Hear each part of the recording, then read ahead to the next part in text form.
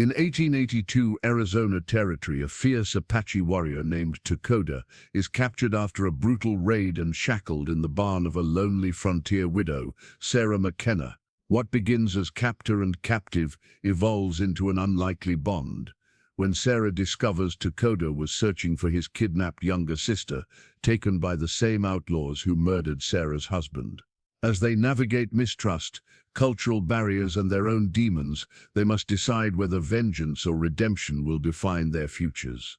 Their story becomes a testament to how the most unexpected connections can heal the deepest wounds, even when the world demands they remain enemies. The crack of thunder split the desert sky like a gunshot, but Sarah McKenna didn't flinch.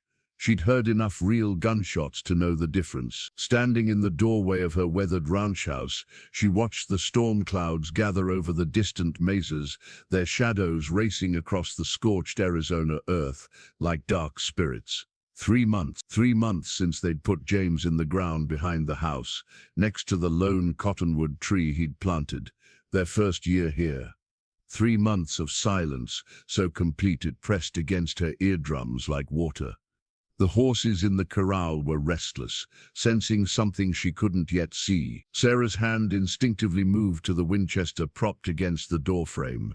Living alone on the frontier had taught her to trust the animal's instincts more than her own. Then she saw him. A lone figure stumbling across the ridge, silhouetted against the angry sky, not stumbling, being dragged. As the group drew closer, Sarah counted 4 men on horseback and 1 on foot, connected to the lead horse by a length of chain. Her stomach clenched. She knew those riders, Walt Brennan and his boys, the same self-appointed Indian hunters who'd been terrorizing the territory for months, claiming bounties on Apache scalps whether the government sanctioned it or not. James had run them off their property twice before. Sarah grabbed the rifle and stepped onto the porch, her boots hitting the wooden boards with deliberate force. The riders saw her and changed direction, heading straight for her ranch. There was nowhere to hide anyway. The nearest neighbor was 15 miles east, and the cavalry fought even further. "Mrs. McKenna," Walt Brennan called out as they approached, touching the brim of his hat in mock courtesy. His face was sun-leather and cruel, with pale eyes that never seemed to blink enough. "Didn't expect to find you still here. Figured you'd have headed back east after your recent loss. State your business, Brent." Sarah kept the rifle lowered but visible, her finger resting alongside the trigger guard.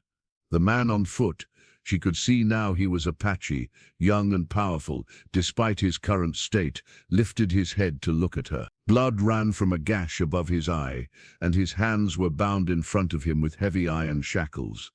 But his eyes burned with a fury that made her take an involuntary step back. "Business is simple," Brennan said, spitting tobacco juice onto her land. "Caught ourselves a raid been hitting settlements north of here. Killed 2 families last week, including women and children." He yanked the chain, forcing the Apache to his knees. "Taking him to Fort Buchanan for the reward, but the storm's coming in fast. Need to shelter him somewhere for the night." Sarah studied the prisoner. His clothing was torn, revealing deep lash marks across his back. Some fresh, others already scabbing over. He'd been their captive for days at least. Despite everything, he held his shoulders straight, defiant. "I don't shelter prisoners," Sarah said flatly. "Now, Mrs. McKenna." Brennan's voice took on a dangerous edge. "Wouldn't be very neighborly to send us back into that storm. Your husband, God rest his soul, would have understood the importance of helping fellow Christians deal with these savages." "My husband is dead," Sarah said, her voice cutting through the rising wind. "Killed by outlaws 3 months ago. White outlaws, so forgive me if I don't share your particular enthusiasm for your cause." Brennan's companions shifted restlessly on their horses. One of them, a younger man with a scraggly beard, spoke up. "Walt, we could just take the barn. She can't stop all 4 of us." The Apache warrior suddenly spoke, his voice rough from thirst, but strong. "The woman has more honor than all of you combined." Brennan's boot caught him in the ribs, sending him sprawling in the dust. Sarah found herself stepping forward before she could stop herself. "Enough." The word came out sharper than she intended. You can use the barn for the night, but I'm locking it from the outside, and you'll be gone at first light. That's mighty kind of you, Brennan smiled, showing yellowed teeth. We'll just chain him up good and tight in there. Course, we'll be sleeping in shifts, making sure he doesn't try anything. These Apache are clever as serpents. They dragged the prisoner to the barn, and Sarah followed, her rifle still in hand. She watched as they wrapped the chains around a thick support beam, pulling them tight enough that he could barely see. The Apache never made a sound, even when the shackles cut into his already raw wrists. "What's his name?" Sarah heard herself asking. Brennan laughed. "Who cares? They all got heathen names anyway. This one won't tell us nothing, not even under the lash. Strong, I'll give him that. Probably why he'll fetch such a good price." As the men settled in for the night, Sarah returned to the house. She tried to eat, but couldn't manage more than a few bites of cornbread. The storm had arrived in full force now, rain hammering the roof like fists. She found herself standing at the window, staring at the barn through the sheeting water. James would have known what to do. He always did. He'd had a way of seeing through to the heart of things, of finding the right path when all choices seemed wrong. But James was gone, killed by the Jackson gang when he'd refused to sell them horses. The law hadn't cared much about finding his killers, too busy with Indian troubles, they'd said. Near midnight she made a decision that would have seemed like madness an hour earlier. She took James's pistol from the drawer, loaded it and slipped it into her apron pocket. Then she gathered medical supplies, water and food, wrapping everything in an oilcloth against the rain. The barn was dark except for a single lantern. 3 of Brennan's men were playing cards in the corner, while the 4th stood guard. They looked up when she entered, water streaming from her coat. "Just bringing some water," she said. "Christian charity and all." The guard shrugged. "Your funeral if he tries something." Sarah approached the prisoner slowly. Up close, she could see he was younger than she'd first thought. Perhaps 25, not much older than herself. His face was sharp-angled and proud, despite the bruising. When she knelt beside him with the water cup, his eyes widened slightly in surprise. "Drink," she whispered, holding it to his lips. He drank carefully, his eyes never leaving hers. When he finished, he spoke so quietly only she could hear. "Why?" "Because I'm not them," she replied simply. She began cleaning the wound above his eye, and he remained perfectly still. The guards had returned to their card game, paying them no attention. As she worked, the Apache spoke again, his voice barely a breath. "My sister. They have my sister." Sarah's hands stilled. "What?" "These men. They raided our camp 2 weeks ago. Took my sister and 3 other young women. Sold them to traders heading to Mexico." His jaw clenched. "I tracked them here. Was going to take her back when they caught me." Sarah felt something cold settle in her stomach. She'd heard rumors of such things, Apache women sold into slavery across the border. But Brennan had said, "The families," she whispered. "The ones you supposedly killed." "I killed no families. I was searching for her trail." His eyes bore into hers with an intensity that made her believe him. "Her name is Ayana. She is 14 summers. She is all I have left." Sarah closed her eyes. 14, a child. "What's your name?" she asked. "Takoda. It means friend to everyone." His lips twisted in bitter irony. "My mother had hope for me that has not come to pass." Sarah made another decision then, one that would have horrified her proper Eastern upbringing. She slipped the pistol from her pocket and placed it under the straw near his bound hands, where the shadows hid it from view. "The key to your shackles is hanging on a nail by the door," she whispered. "Wait until they're all asleep." Takoda's eyes widened. "You would do this?" "I would. But know this, if you're lying to me, if you've actually killed innocent people, I'll hunt you down myself. I do not lie." "But why trust me?"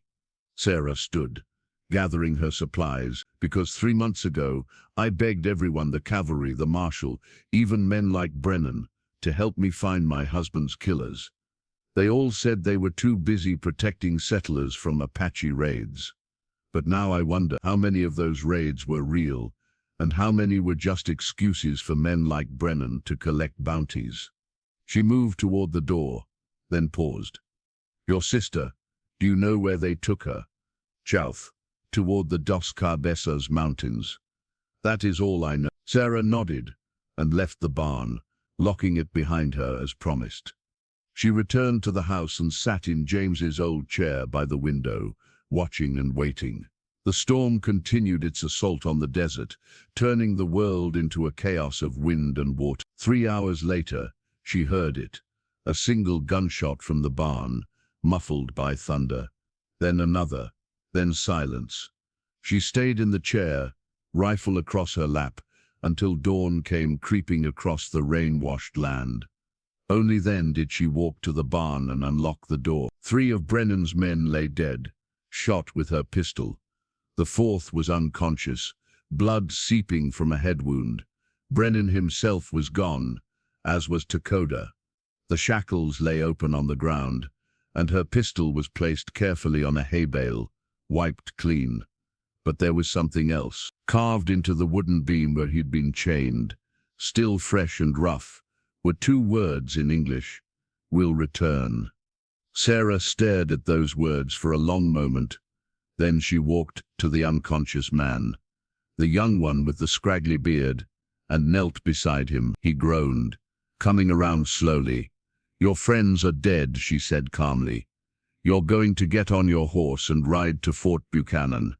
You're going to tell them that the Apache escaped in the night, killed the others, and that Breton went after him alone. You're going to forget about any reward, and you're never going to come back to my ranch. Do you understand?"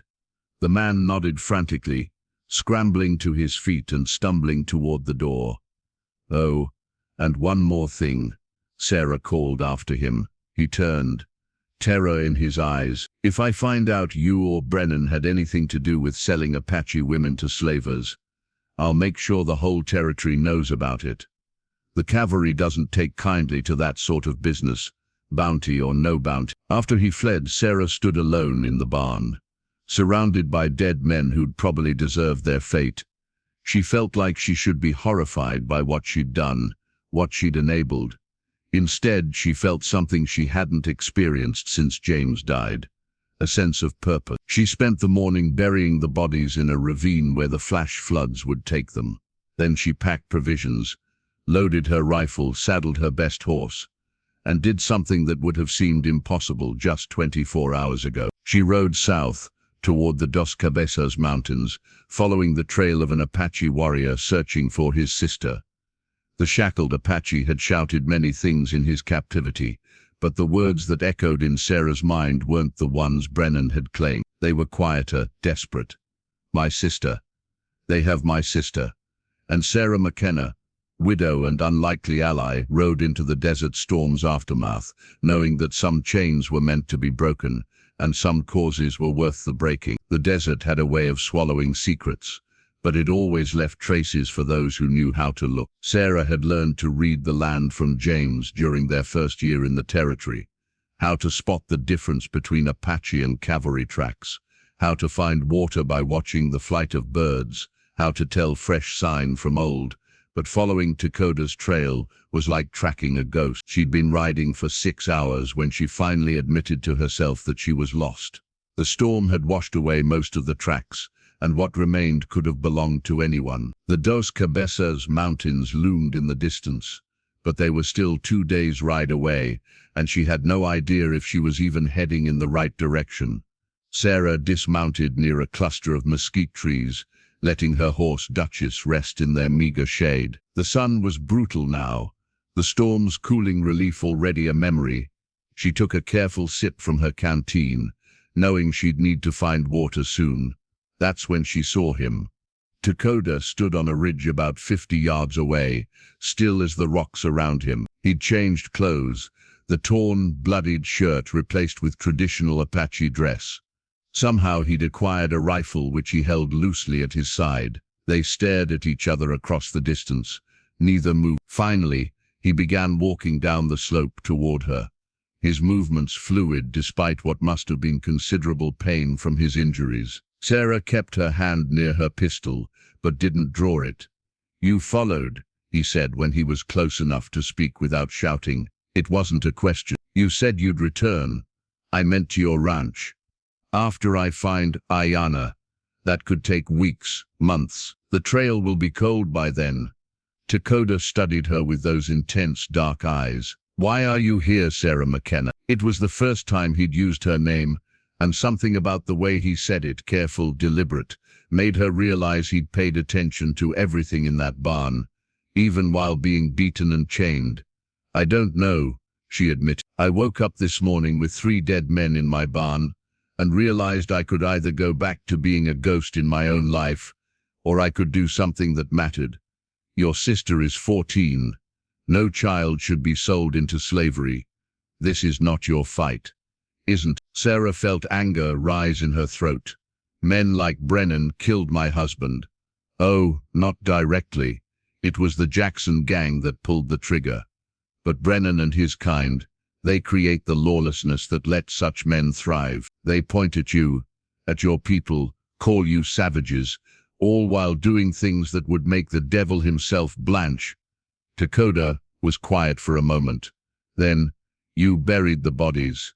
How did you?" She stopped. Of course he'd been watching her.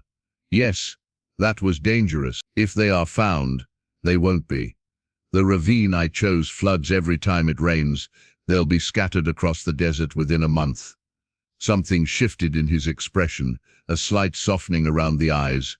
"You are not what I expected from a white woman. You're not what I expected from an Apache warrior."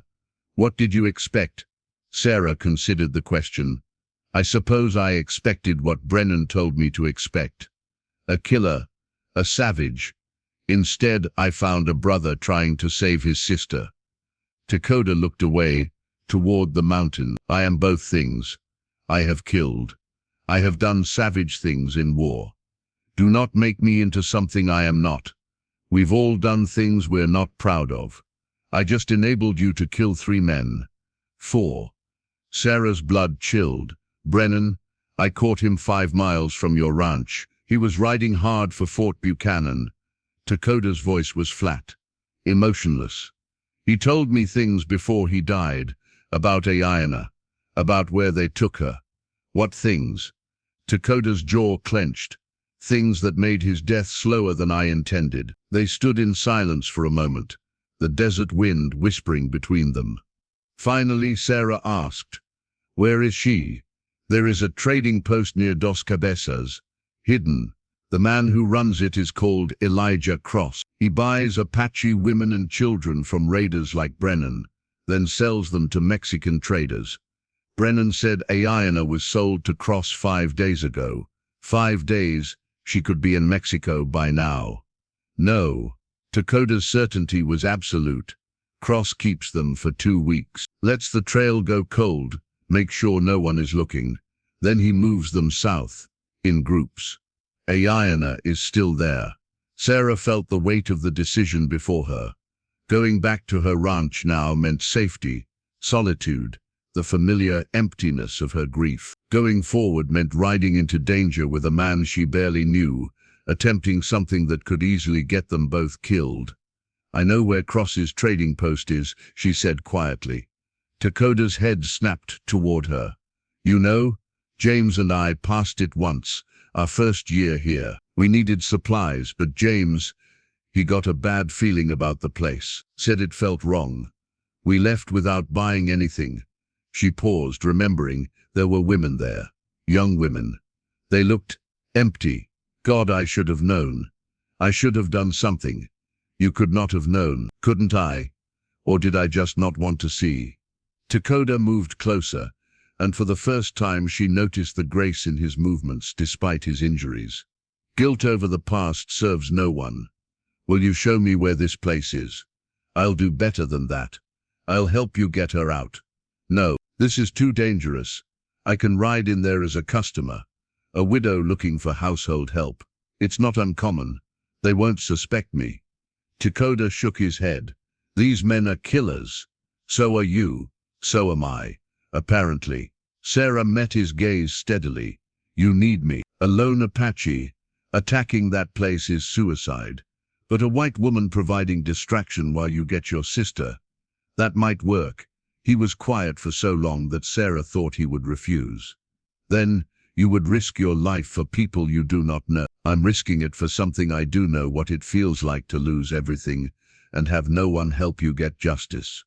Takoda reached into a pouch at his side and pulled out something wrapped in cloth. He handed it to her. Inside was James's pistol, the one she'd given him in the bar. I cleaned it properly, he said. The blood, it should not stay on such a gift. Sarah took the weapon, surprised by the thoughtfulness of the gesture. Thank you. We ride together then.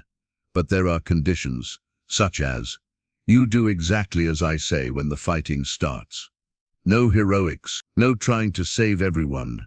We get Ayana and whoever else we can, but we do die for strangers. Agreed, but I have a condition too. He raised an eyebrow. When this is over, however it ends, you don't disappear into the desert. You come back to my ranch, let me tend your wounds properly. Rest. Ayana too, she'll need time to recover. Why would you want us there? Sarah looked out at the vast emptiness of the desert. Because I'm tired of being alone with ghosts. They rode side by side through the afternoon heat, an unlikely pair, the frontier widow and the Apache warrior. Takoda had acquired a horse from somewhere, Sarah didn't ask where, and he rode like he was born to it. They spoke little, but the silence wasn't uncomfortable. It was the quiet of two people focused on the same goal. As the sun began its descent, Takoda suddenly held up his hand. Sarah stopped, following his gaze. In the distance, dust clouds rose from the desert floor riders, moving fast. Cavalry, Takoda said, his voice tight. 8 men. They could be just passing through. No, they are tracking. See how they stop and start.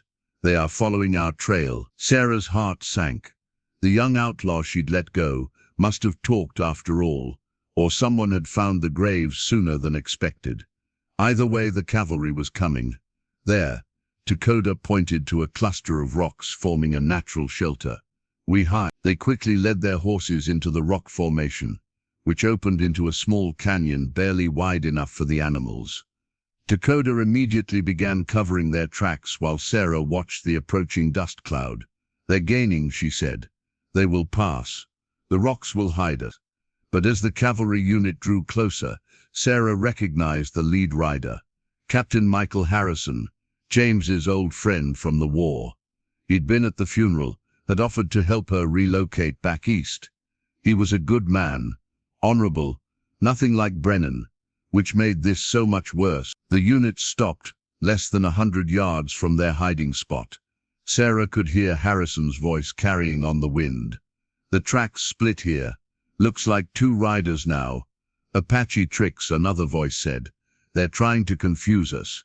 Maybe, but one set of tracks belongs to a shod horse. Military shoes. That's not Apache. Sarah felt Takoda tense beside her. His hand moved to his rifle. Don't, she whispered. I know him. Let me. No. They will arrest you for helping me. You will hang. Not from him. He was my husband's friend. That makes it worse. He will feel betrayed. Harrison's voice again. Jenkins, take 3 men east. We'll continue south. If you find them, fire 3 shots. The unit split, and Sarah watched Harrison lead his group directly toward the mountains, away from them, but one soldier lingered, studying the ground near the rocks. He was young, probably on his first deployment, eager to prove himself. He started walking toward their hiding spot. Takoda raised his rifle, aiming at the soldier's chest. Sarah grabbed his arm. Please, she breathed. He's just a boy who will get us killed. The soldier was 20 feet away now, his own rifle ready. Another few steps and he'd see them. Sarah made a desperate decision. She stepped out from the rocks, hands raised. Don't shoot, she called. It's Sarah McKenna. The soldier nearly jumped out of his skin, his rifle swinging toward her. Mrs. McKenna? "What are you, Captain?" "Captain Harrison." Harrison and his men wheeled around, racing back. Sarah saw the confusion and concern on Michael's face as he dismounted. "Sarah, my God, what are you doing out here?" I was following the Apache who escaped from my ranch," she said, trying to keep her voice steady. "The one who killed those men." "Alone?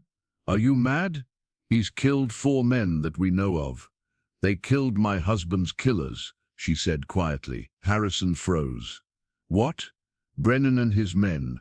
They were part of the Jackson gang. I recognized one of them, the young one with the beard. He was there when James died." It was a lie, but a plausible one. Harrison's face darkened. "You're certain?" "Yes, that's why I didn't report it immediately. I was glad they were dead." "Is that terrible of me?" Harrison removed his hat, running a hand through his graying hair. "No, it's human. But Sarah, you can't be out here. The Apache is long gone," she said. "I lost his trail hours ago. I was just resting here before heading back." Harrison looked suspicious. "Why track him at all?" "I wanted to make sure he was really gone, that he wouldn't come back." The captain studied her for a long moment. Sarah kept her expression neutral, praying he wouldn't search the rocks. "We'll escort you back to your ranch," he said finally. "That's not necessary. It's not a request." His tone was firm but kind. "Sarah, I promised James I'd look after you if anything happened to him. I've already failed once. I won't fail again." Sarah's heart sank. If she went with them, Takoda would have to face Cross's trading post alone. Ayana could be moved or sold before she could get back to help. "Michael," she said, using his first name deliberately, "please, I need to do this myself. I need to prove I can survive out here alone. By tracking Apache warriors through the desert, by facing my fears instead of running from them." Harrison was quiet for a moment. Then he signaled to one of his men. "Sergeant, search those rocks." Sarah's blood turned to ice. The sergeant dismounted and walked toward the hiding spot, rifle ready. Sarah couldn't breathe, couldn't think. In seconds they'd find Takoda, and everything would be over. The sergeant disappeared into the rocks. Long seconds passed. Then he emerged, shaking his head. "Nothing here, Captain. Just some old Apache sign. Probably weeks old." Sarah nearly collapsed with relief. Somehow Takoda had vanished deeper into the canyon, without a sound. Harrison nodded, then turned back to Sarah. "I'll make you a deal. We'll escort you to the edge of your property. Make sure you get there safe. Then you stay put for at least a week. No more tracking, no more vengeance quests." "Agreed?" "Agreed," Sarah lied. The ride back was agony. Every mile took her further from Takoda, from Ayana, from the chance to do something meaningful. Harrison rode beside her, telling her about the increased Apache raids, the pressure from Washington to solve the Indian problem once and for all.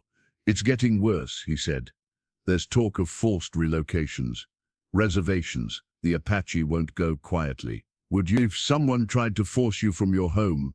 Harrison gave her a sharp look. "Careful, Sarah. That kind of talk could be misunderstood."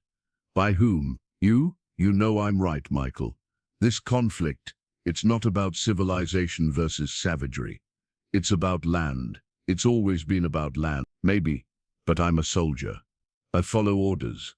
James was a soldier too, but he knew when orders were wrong. James is dead, Sarah, and that idealism might be what killed him."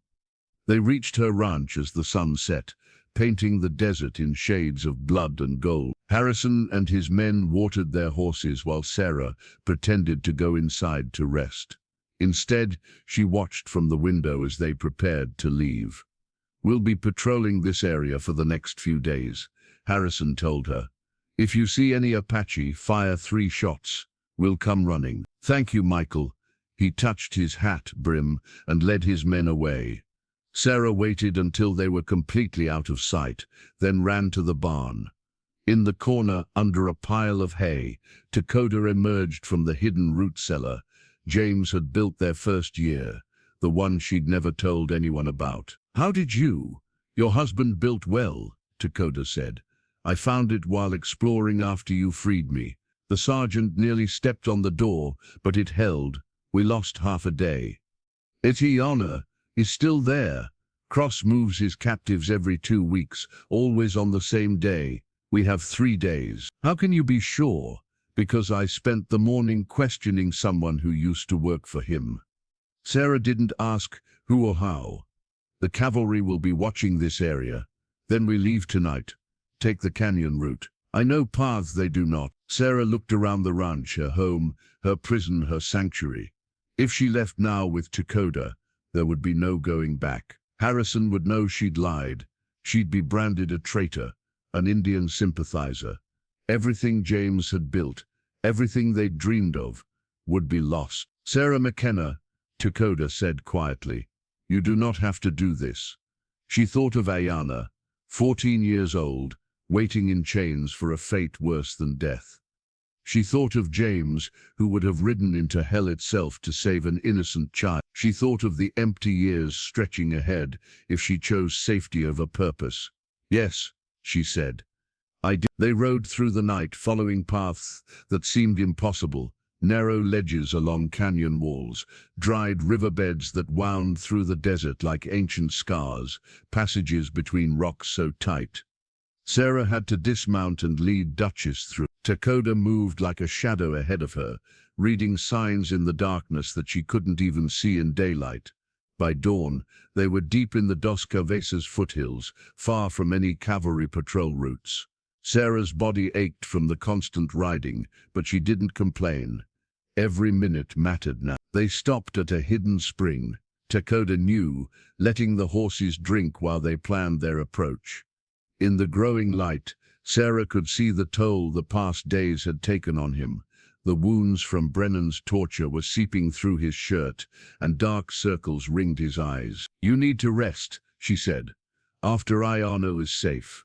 You'll be no good to her if you collapse. He gave her a look that suggested arguing was pointless, then pulled out a piece of charcoal and began drawing in the dirt. Cross's trading post is here, he marked an X, built against a canyon wall. One way in, one way out, smart for defense, but also a trap if things go wrong. There are usually 4 to 6 men there plus Cross himself. What about the women? Kept in a reinforced cellar beneath the main building. Iron bars, heavy lock. Cross as the only key, wears it around his neck. How do you know all this? Takoda's expression darkened. The man I questioned this morning. He worked there for 2 years before his conscience finally broke. He told me everything before he died. Sarah noticed the phrasing "before he died," not "before I killed him." She wondered if the man's death had been mercy or justice. Maybe both. So I ride in as a customer, she said. Distract Cross and his men while I come from above. He pointed to the canyon wall. There is a ledge that runs along the top. I can position myself over the building. When you have Cross focused on you, I will strike. What about the other men? That is the dangerous part. We must take them quickly, silently if possible. If they have time to organize, we die. Sarah studied the crude map. What if we had help? There is no one. The women in the cellar. If we could free them first, some might fight. Takoda shook his head. Too risky. Cross would notice. Not if he was sufficiently distracted. Sarah felt a plan forming. What if I didn't just arrive as a customer? What if I came with news that would demand all his attention? What news? That Brennan is dead, that the cavalry is investigating, that they're looking for missing Apache women. Takoda considered this. Cross would want details. He would be worried about his operation being discovered. Exactly. And while he's focused on that, worried about covering his tracks. I free the women. Takoda nodded slowly. It could work, but if Cross suspects you, he won't. I'm a grieving widow, desperate and alone. Men like Cross see women like me as harmless. You are anything but harmless, Sarah McKenna. There was something in the way he said it, not quite admiration, but recognition, one warrior acknowledging another. They waited until late afternoon to approach, when the sun would be in the defender's eyes. Sarah rode in openly while Takoda circled wide, climbing the canyon wall far from view. She'd changed into her best dress, the black one she'd worn to James's funeral, and arranged her hair properly. She looked every inch the respectable frontier widow. The trading post was exactly as Takoda had described, a rough wooden building backed against red rock, with a corral to one side and a stable to the other. 3 men lounged on the porch, rifles within reach. They straightened as she approached. "Afternoon, ma'am," one called out. "You lost?" "Not at all," Sarah replied, keeping her voice steady despite her racing heart. "I'm here to see Mr. Cross. Is he available?" The men exchanged glances. "Elijah don't usually take visitors, especially not ladies. He'll want to see me. Tell him Sarah McKenna is here about Walt Brennan." That got their attention. One man disappeared inside, returning moments later with Elijah Cross himself. Cross was not what Sarah had expected. Tall and well-dressed, with silver hair and intelligent eyes, he looked more like a banker than a slaver. His smile was warm, grandfatherly even, which somehow made him more terrifying. "Mrs. McKenna," he said, stepping down from the porch, "I heard about your husband. Terrible loss. What brings you to my humble establishment?" "Privacy," Sarah said, glancing meaningfully at his men. "What I have to say is for your ears alone." Cross studied her for a moment, then nodded. "Of course. Please come inside. Boys, watch the road." The interior was surprisingly well appointed. Persian rugs on the floor, proper furniture, even books on shelves. Cross poured whiskey for himself and offered her tea, which she accepted with steady hands. "Now then," he said, settling into a leather chair, "what about Walt Brennan?" "He's dead. Killed 3 nights ago, at my ranch, along with 3 of his men." Cross's expression didn't change, but his eyes sharpened. "Indians? An Apache prisoner they were transporting. He escaped, killed them all." "I see. And why would this concern me?" Sarah met his gaze directly. "Because before he died, Brennan talked. The Apache made him talk. About his business dealings, about where he sold certain commodities." Now Cross set down his whiskey glass. "I'm not sure what you're implying, Mrs. McKenna." "I'm not implying anything. I'm telling you that the cavalry knows about the Apache women.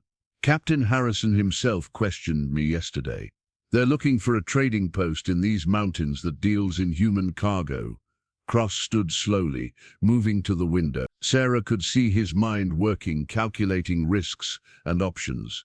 She also noticed the iron key hanging from a chain around his neck. "Even if such a place existed," he said carefully, "why would you warn its proprietor?" "Because I need money," Sarah said simply. "My husband is dead, my ranch is failing, and I have no family back east. I came here hoping to buy a servant, someone to help with the work. But if your business is about to be raided by the cavalry, I need to know." Cross turned from the window, and his smile was cold now. "You're either very brave or very stupid, Mrs. McKenna." "Desperate, Mr. Cross. There's a difference." He moved closer, and Sarah forced herself not to retreat. "And what makes you think I deal in servants? My husband and I came here once, looking for supplies. He saw something that disturbed him, women in chains. He wanted to report it, but I convinced him we'd misunderstood. I've regretted that ever since. Regretted not reporting it. Regretted not taking advantage of it. A ranch is hard work for one person." Cross laughed, a sound like ice breaking. "You continue to surprise me very well. I might have some workers available, but they're expensive." "How expensive?" $500. Sarah had expected this. She pulled out a leather pouch, every cent she and James had saved. $400. "It's all I have." Cross weighed the pouch in his hand. "This will buy you one. Young, strong, broken to obedience." Sarah's stomach turned, but she kept her expression neutral. "I'd like to see them first." "Of course. But Miss McKenna, I must ask, what exactly did Captain Harrison say about this supposed investigation?" This was the crucial moment. Sarah had to keep him talking, had to give Takoda time to get in position. He said they had information about a trading post near Apache, that they'd be searching the area within the week. Did he mention my name specifically? No. But Mr. Cross, there's something else. What? The Apache who escaped. Brennan said something about him. Before he died. Called him Takoda. Said he was looking for his sister. Cross went very still. Takoda. You know him. I know of him. He's been hunting slavers for months. Lost his family to Mexican traders last year. Cross moved to his desk, pulling out a revolver. If he knows about this place, he doesn't. The cavalry caught him yesterday. He's in chains at Fort Buchanan. It was a dangerous lie. If Cross had contacts at the fort, he'd know it was false. But she needed him off balance. Worried, Cross relaxed slightly. Good. One less problem. Still, if the cavalry is sniffing around, he called out, Rodriguez, start packing the special merchandise. We're moving them tonight instead of tomorrow. Sarah's heart sank. If they started moving the women now, everything would fall apart. Could I see them first? She pressed. Before you move them, I'd like to choose. Cross looked annoyed but nodded. Very well. Follow me. He led her outside and around to a heavy wooden door set into the ground, the cellar entrance. 2 guards stood watch.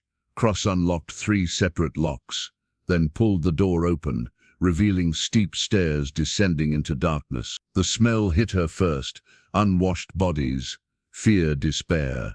Cross lit a lantern and started down. Sarah followed, her hand drifting to the pistol concealed in her dress pocket. The cellar was worse than she'd imagined. Iron cages lined both walls, each containing 2 or 3 women. Most were Apache, but she saw Mexican and even white faces among them.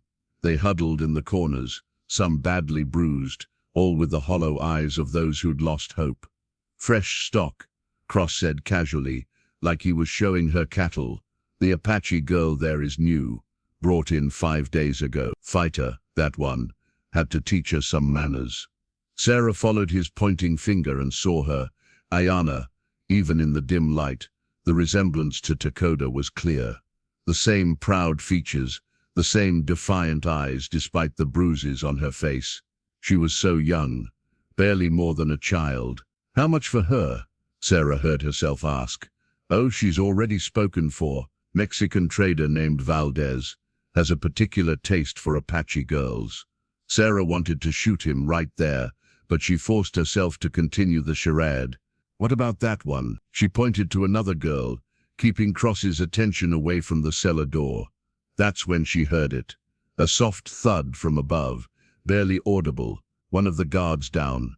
Takoda was making his move. She's a good choice, Cross was saying. Strong. Already broken to another thud. Cross stopped mid-sentence, his head tilting. What was that? What was what? Sarah asked, innocently. Cross drew his revolver. Rodriguez. Miguel. Report. Silence. Cross grabbed Sarah's arm, pressing the gun to her ribs. You lying bitch. This was a trap. I don't know what you're... He struck her across the face, sending her sprawling. The women in the cages stirred, some crying out. Cross aimed his gun at Sarah's head. Takoda, he shouted. I know you're here. Show yourself or I kill the woman. For a moment, nothing. Then Takoda appeared at the top of the stairs, his rifle trained on Cross. Let them go, Takoda said calmly. All of them. I don't think so. Cross kept his gun on Sarah while backing toward the cages. Here's what's going to happen. You're going to put down that rifle. Then you're going to get in one of these cages yourself. Or I ate the floor with her brains. Sarah caught Takoda's eye and mouthed one word. Ayana. He understood immediately, his gaze shifting to his sister's cage. The girl had moved to the bars, her hands gripping them tightly. Ready. I said, drop the rifle. Cross screamed. Takoda let the rifle fall, raising his hands. Now let her go. Oh, I'll let her go. Right after I. Sarah rolled suddenly, pulling James's pistol and firing in one motion. The bullet caught Cross in the shoulder, spinning him around. His revolver discharged into the ceiling as he fell. Takoda flew down the stairs, snatching the key from around Cross's neck. He went straight to Ayana's cage, unlocking it with shaking hands. The girl burst out, throwing herself into his arms. "Takoda, you came. I knew you would come." He held her tightly, speaking rapidly in Apache. Sarah could see tears on his face, the first emotion she'd seen him unable to control. "We need to go," Sarah said, struggling to her feet. Her face throbbed where Cross had hit her.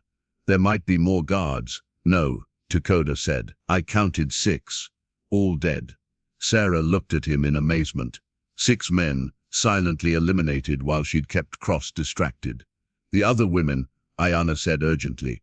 "We can't leave them." Takoda was already unlocking cages. The women emerged slowly, disbelieving. Some were too broken to run, but others had fire in their eyes. One of them, a Mexican woman, spat on Cross's groaning form. "Kill him," she said in accented English. "He deserves worse than death." Sarah looked down at Cross, bleeding and semi-conscious. "It would be easy. It would be justice. But..." "No," she said. "We tie him up, leave him for the cavalry. Let him face trial." "White man's justice?" The Mexican woman laughed bitterly. "He will say we lie. He will walk free." She was probably right, but Sarah had seen enough death. "Then that's on them, not us." They bound Cross tightly and left him in one of his own cages.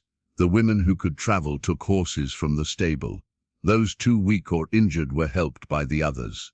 It was a strange procession that left the trading post. Apache, Mexican and white women united by shared suffering. As they rode away, Ayana stayed close to her brother, occasionally reaching out to touch his arm as if to make sure he was real. Sarah rode on his other side, leading a horse carrying 2 women too injured to ride alone. "You saved her," Sarah said quietly. "We saved her," Takoda corrected. "I could not have done this without you." "What will happen now? Where will all these women go?" "Some have families to return to. Others," he shrugged, "they will have to find new paths."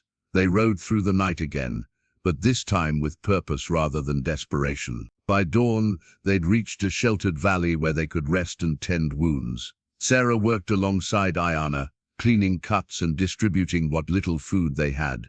"You are the woman who freed my brother," Ayana said suddenly. Sarah nodded. "He freed himself. I just gave him the means. He told me what you did, what you risked." The girl studied her with those familiar intense eyes. "Why?" "Because it was right. That is not enough for most people." Sarah thought about it. "Because I lost someone I loved, and no one helped me get justice. I couldn't let that happen to someone else." Ayana was quiet for a moment. Then, "My brother says you are welcome in our camp always. That you are family now." Family. The word hit Sarah unexpectedly hard. She'd had family once. James, the future children they'd planned. All gone now. "Thank you," she managed. As the sun climbed higher, Takoda approached. "We need to keep moving. The cavalry will find Cross soon." "Where will you go?" "South, into the mountains. My people have camps there, hidden places where Ayana will be safe. And the other women, those who wish, can come with us. The others we will escort to the nearest town." Sarah nodded, then made a decision that surprised her. "I'm coming with you." Takoda's eyebrows rose. "To the camps, to wherever you're going. I told you I'm tired of being alone. And frankly, after what we just did, I don't think I'll be welcome in civilized society anymore. You would live among the Apache. I'd live among friends, among family, if the offer stands." Takoda looked at his sister, who nodded eagerly. Then he turned back to Sarah with something that might have been a smile. "Then you come with us, Sarah McKenna. Though perhaps we should find you an Apache name." "What kind of name?" It was Ayana who answered. "She who breaks chains. It suits you." As they prepared to leave, Sarah looked back toward her ranch, toward the life she was abandoning. She thought James would understand. He'd always said home wasn't a place but the people you chose to stand with. She'd chosen. The Apache camp was nothing like Sarah had imagined. Hidden in a box canyon deep in the mountains, it consisted of perhaps 30 wickiups, dome-shaped dwellings, made of bent saplings and covered with bare grass and canvas. Children played between them while women worked at various tasks, and men tended weapons or horses. It was a scene of domestic normalcy that seemed impossible, given everything she'd been told about the savage Apache. Their arrival caused a commotion. Warriors emerged with weapons drawn. Women pulled children back, and everyone stared at the white woman riding alongside Takoda. The conversations in Apache grew heated, with several people gesturing angrily at Sarah. An elderly man approached, his face weathered like ancient leather, but his eyes sharp as obsidian.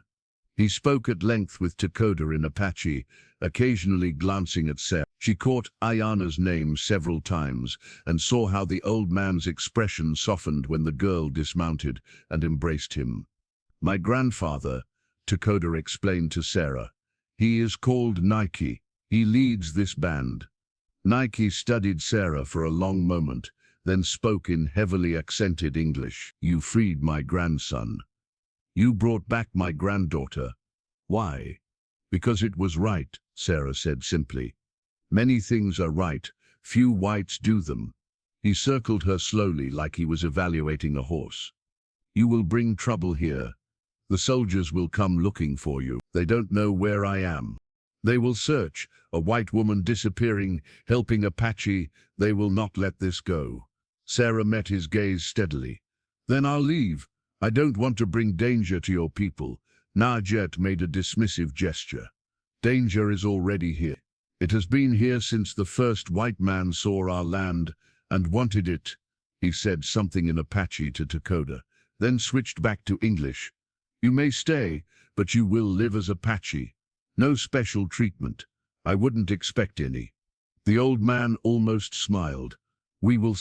Sarah was given space in a wickiup with two elderly women who spoke no English but communicated through gestures and patient demonstration. They showed her how to prepare food the Apache way, how to work with animal hides, how to gather edible plants from the harsh landscape. Her hands, already calloused from ranch work, soon bore new cuts and scrapes from unfamiliar tasks. The children were the first to accept her. Within days they were following her around, giggling at her clumsy attempts at Apache words, teaching her their games. One little boy, no more than 5, took to holding her hand whenever she walked through camp. His mother had been one of the women rescued from Cross's trading post, and she watched Sarah with a mixture of gratitude and weariness. The adults were more reserved. Some ignored her completely, others watched with open suspicion. A few of the younger warriors made their hostility clear, speaking sharply in Apache when she passed, making gestures she didn't need translation to understand. Takoda kept his distance those first days, busy with hunting parties and scouts. But Ayana visited daily, serving as translator and gradually becoming a friend. The girl had bounced back from her ordeal with remarkable resilience. Though Sarah sometimes caught her staring at nothing, her eyes haunted by memories. "They think you're here for him," Ayana said one afternoon, gesturing toward where Takoda was working with the horses. "What? For my brother. They think you're, how do you say, pursuing him." Sarah felt heat rise to her cheeks. I'm not." Ayana laughed, the first truly joyful sound Sarah had heard from her. "I know, but they don't. Some of the women are jealous. They've been trying to catch Takoda's attention for years. I'm here because I have nowhere else to go." "Are you?" Ayana's expression grew serious. "Or are you here because this is where you're meant to be?" Before Sarah could answer, a commotion arose from the camp entrance. Riders were approaching, Apache scouts, moving fast. They spoke urgently with Naya, and Sarah caught one word she recognized: soldiers.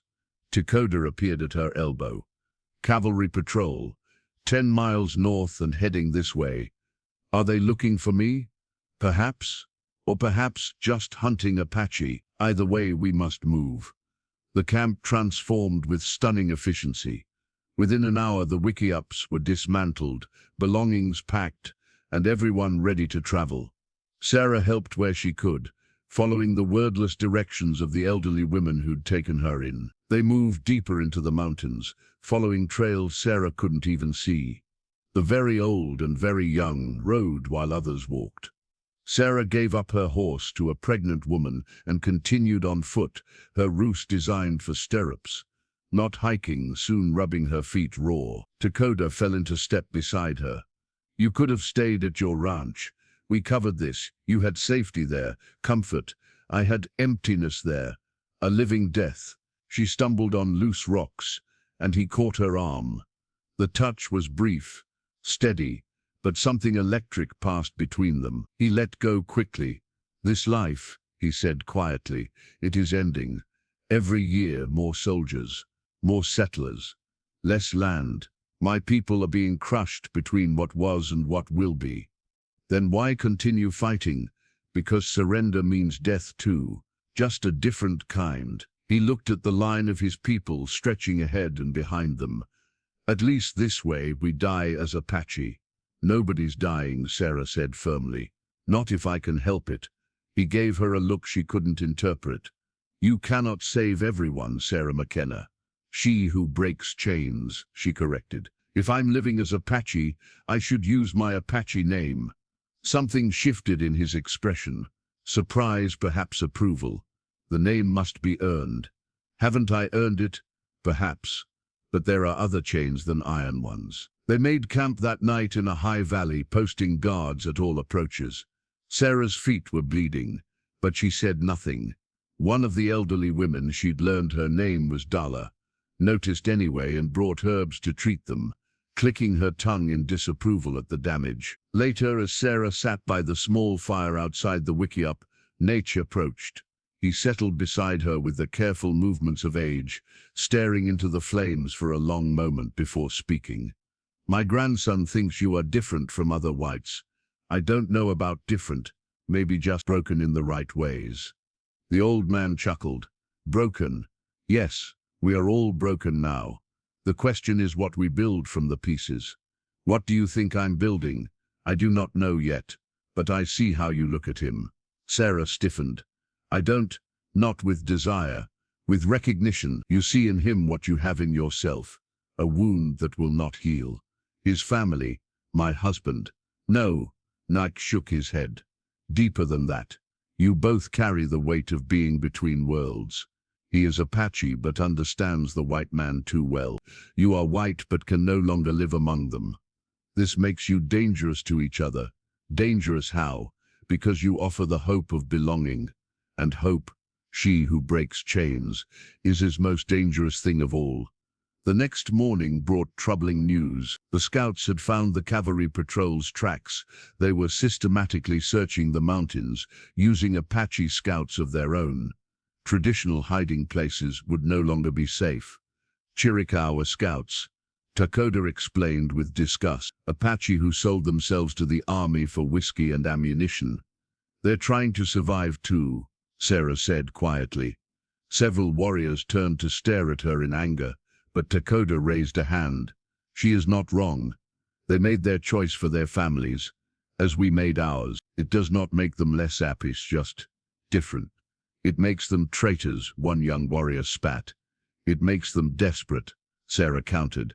When you're starving and watching your children starve, you'll do things you never thought possible. The warrior stepped toward her aggressively, but Takoda moved between them. Words were exchanged in Apache, heated and sharp. The warrior finally stalked away, but not before shooting Sarah a look of pure venom. You should not antagonize them, Takoda said. I was defending the truth. The truth is not always welcome. That afternoon, while the men held counsel about their next move, Sarah found herself alone with Ayana by a stream. The girl was washing clothes, her movements methodical but her mind clearly elsewhere. Do you regret coming here? Ayana asked suddenly. No. Do you regret me being here? No. You make Takoda different. Different how? Ayana considered her words carefully. Since our parents died, he has been like stone. Hard, necessary for survival, but cold. With you, sometimes I see the brother I remember from before. We're just friends. There is no just about friendship. Ayana wrung out a shirt with more force than necessary. At Cross's place in the cage, I heard the other women talking. They said all men are devils, that trust is death. But then you came, a white woman helping an Apache warrior save Apache women. You broke more than iron chains that day. Ayana, I'm not finished. The girl's voice grew fierce. They hurt me there. Not everything, but enough that I wake at night feeling their hands, hearing their laughter.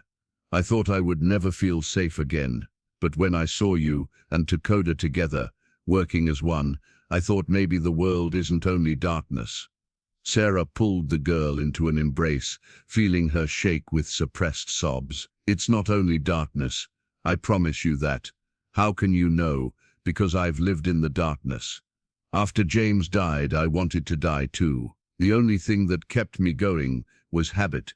Feed the horses, tend the garden, breathe in, breathe out. But then your brother appeared in chains, and suddenly I had a choice. I could stay in the darkness, or fight for something. And you chose to fight. I chose to hope. There's a difference. That evening, Takoda found Sarah sitting alone, watching the sunset paint the mountains red. He sat beside her without speaking, and they watched the light fade in companionable silence.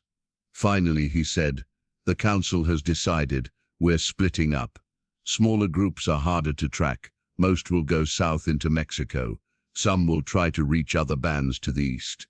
What about you? Nanyar wants me to take Ayana and a few others north. Try to reach the reservation at San Carlos." Sarah's heart sank. The reservations were known to be terrible places. Insufficient food, corrupt agents, death from disease and despair. That's not a life. It's survival. No, it's a slow death. Takoda turned to look at her. What would you have us do? Fight until the last Apache falls? Watch the children starve in the mountains? I don't know.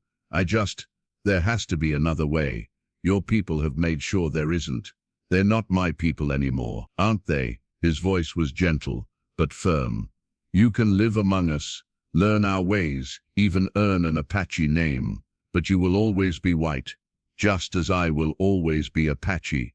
The world won't let us forget. Then maybe we need to make a new world. You sound like James now. Ayana told me about him. What you shared. He was an idealist, and he died for it. No, he died because evil men wanted his horses. The idealism was just who he was. Takoda picked up a small stone, turning it in his fingers. I would have liked to meet him. You would have liked each other. He believed in justice, in inning what's right regardless of the cost. Is that why you loved him? The question caught her off guard.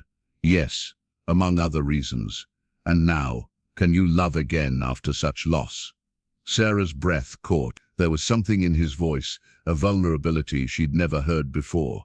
I don't know, she said honestly. The heart isn't something you can command. It feels what it feels, wants what it wants. And what does your heart want? She turned to face him fully, seeing in his eyes the same recognition Nai's had spoken of. Two broken people finding in each other a possibility of wholeness. I think, she said slowly, my heart wants to stop being afraid. He reached out, his fingers barely brushing her hand. Fear keeps us alive. It also keeps us from living. A shout from the camp broke the moment. Scouts were coming in fast, and their faces told the story before their words could. The cavalry had found the trail. They'd be here by dawn. As the camp erupted into controlled chaos once again, Sarah made a decision. She found Nai's and pulled him aside. Let me go to them. What? The cavalry. I'll tell them I was a captive, that I escaped. I'll lead them away from here. The old man studied her. They will not believe you. They might. Captain Harrison knows me. If I can reach him, and if you cannot, if they see through your lie, then at least the rest of you have a chance to get away. Nai was quiet for a moment. Then I see why my grandson looks at you the way he does. I have to try. No, we run together, or fight together. That is the Apache way. But as Sarah helped prepare for another flight into the darkness, she couldn't shake the feeling that running would only delay the inevitable. Somewhere out there, Harrison and his men were closing in, and when they found them, the chains she'd been breaking might reform around all of them. They ran through the night, but this time it felt different. The scouts reported cavalry converging from 3 directions, tightening like a noose. By dawn they'd reached a plateau with sheer cliffs on 2 sides, defensible but also a trap. How many? Nishi asked the lead scout. 40, maybe 50 soldiers, and the Chiricahua scouts at least 6. Sarah's heart sank. They had perhaps 15 warriors capable of fighting, plus the women and children. It would be a massacre. Takoda stood at the cliff's edge, surveying the approaches. They'll wait for full light, then attack from the east. The sun will be in our eyes. Unless we attack first, suggested the young warrior who'd confronted Sarah earlier. She'd learned his name was Karuk. Attack 50 soldiers with 15 warriors. Takoda shook his head. That's not courage, it's suicide. Better being caged like animals. As the men argued strategy, Sarah noticed Ayana standing apart, her face pale but determined. The girl approached her grandfather. "Let me go to them," Ayana said. Everyone turned to stare. "I speak English well," she continued. "I can tell them I was Cross's prisoner, that Sarah rescued me, that we've been trying to reach the fort but got lost." "No," Takoda's voice was absolute. "I didn't save you from Cross to lose you to the cavalry. You might not have a choice," Ayana shot back. "At least this way." A shout from the scouts cut her off. Riders approaching under a white flag. 3 men and one of them was Captain Harrison. Sarah's chest tightened. Michael had come himself. "I'll talk to him," she said. "Absolutely not," Takoda said. "He knows me. He might listen, or he might arrest you on sight. Then at least you'll have a hostage to bargain with." Before anyone could stop her, Sarah walked toward the approaching riders, her hands visible but near her pistol.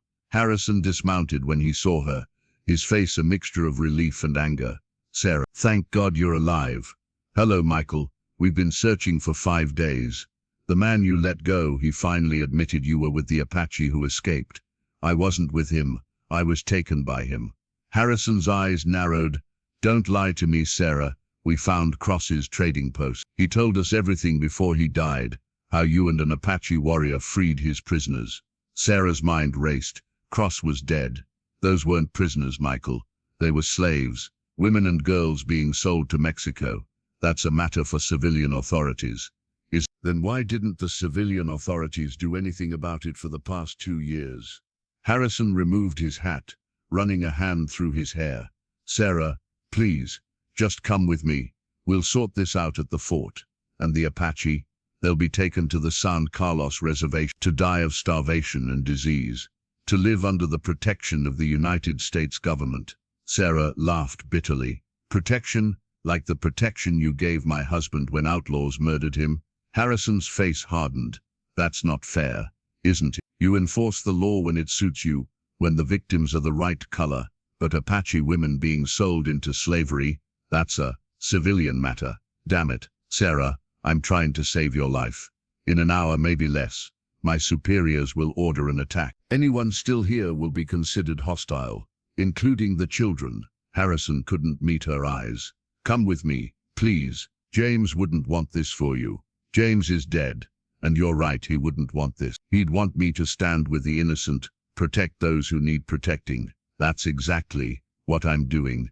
These people aren't innocent. They've raided settlements, killed civilians." "Which ones?" Sarah challenged. "Point out the guilty ones. The 5-year-old boy who holds my hand, the girl who was kidnapped and sold, the grandmother who taught me to dress wounds.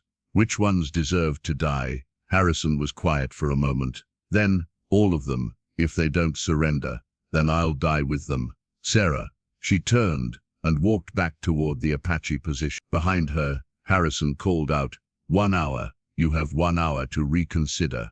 When she reached the others, Takoda grabbed her arms. "What did he say? Surrender or die? We have an hour."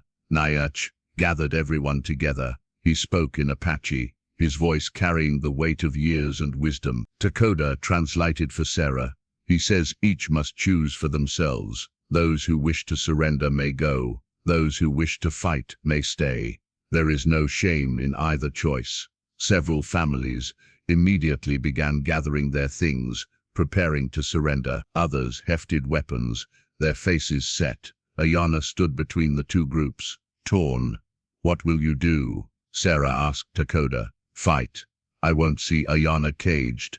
She might live on the reservation. That's not living." He paused. "What will you do?" Sarah looked at the families preparing to leave, at the warriors preparing to die, at the children who didn't understand what was happening. Then she made a decision that would have seemed insane just weeks ago. Neither.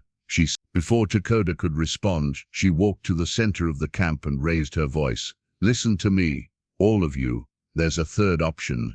Everyone turned to stare at the white woman who dared to address them. "Captain Harrison is a good man," she continued, switching between English and the Apache words she'd learned. "He follows orders, but he has a conscience. If we can make him truly see who you are, he might find another way. He's a soldier." Kuruk spat. "They only understand force." "No, they understand stories, narratives. Right now you're the enemy in their story. We need to change that." "How?" Naye asked. Sarah took a deep breath. "By showing them the truth. The women from Cross's trading post. They're not all Apache. Some are Mexican, some are white. Let them tell their stories. Let Harrison see that you saved them, not captured them." "He won't care," Kuruk insisted. "He might, but more importantly, his men will. Soldiers are people too. Some have wives, daughters. If they hear what Cross did, what you stopped." "It's worth trying," Takoda said suddenly. Everyone looked at him in surprise. "What do we lose? If it fails, we fight anyway."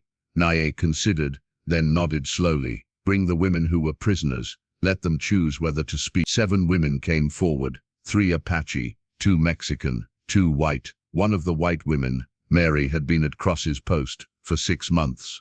She was from Kansas, had been traveling to meet her husband when bandits took her. "I'll talk to them," Mary said, her voice stronger than her frail appearance suggested. "I'll tell them what that monster did, what these people," she gestured to the Apache, "saved me from." Sarah felt a spark of hope. "We need more." "Ayana, your story." "No," Takoda said immediately. "Yes," Ayana countered. "If it helps, yes." They had 30 Titsins left when Sarah led the group toward the cavalry line. Harrison rode out to meet them, flanked by a dozen soldiers. "What is this?" he demanded. "These women have something to say," Sarah replied. "Your men should hear it." Mary stepped forward, her voice carrying across the space. "My name is Mary Sullivan. I'm from Lawrence, Kansas. 6 months ago, I was taken by bandits and sold to Elijah Cross. These Apache warriors freed me 5 days ago. They saved my life." One by one, the other women spoke. They told of rape, torture, planned sales to Mexican brothels. They told of the Apache attack that freed them, of being treated with kindness and respect by their supposed savage rescuers. Sarah watched the soldiers' faces change, discomfort, anger, shame. Some looked away, others gripped their rifles tighter, but she could see uncertainty in their eyes. Finally, Iana stepped forward. In clear, perfect English, she said, "My name is Iana. I am 14 years old.